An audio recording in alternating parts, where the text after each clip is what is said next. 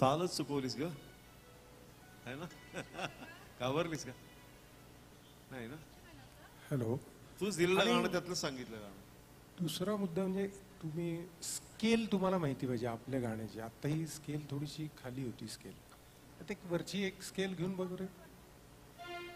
एक स्केल हे original scale कुठली आहे आणि आपण कुठली स्केल घ्यायची हे कळलं पाहिजे. आता ही फायनल राऊंड आहे म्हणून मुद्दाहून सांगतोय मी खास.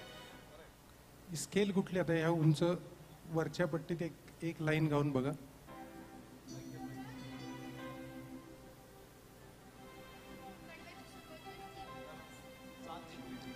हा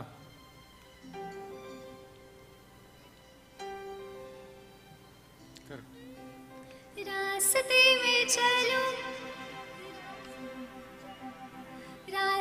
में चलूंगा ना डर डर के, चाहे मुझे जीना पड़े मर मर के, मंजिल से पहले ना लूंगा कहीं दम, आगे ही आगे ही आगे बढ़ाऊंगा कदम, देने बाएं थम,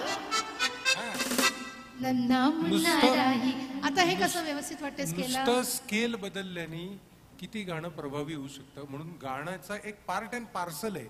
स्केल हा गाण्याचा पार्ट अँड पार्ट. ते तुम्ही जर चुकवलं, स्केल ऑलवेज पहिल्यांदा बघायचा आणि त्याच्याशिवाय गायला जायचं नाही. हे आपल्याला याच्यातनं एक शिकण्यासारखी गोष्ट आहे.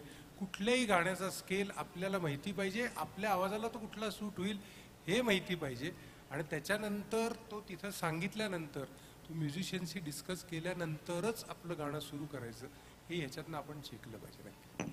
ओरिजिनललाच गायला पाहिजे असा अट्टाहास नाही. कदाचित ते वरतीही असेल, कदाचित खालीही असेल.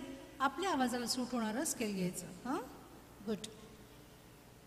परीक्षकांच्या सूचना या ठिकाणी उपस्थित असलेल्या सर्व स्पर्धकांनी लक्षात घ्या. यानंतर युवा आयडॉल अक्षय कातोरे हे स्पर्धक महाअंतिम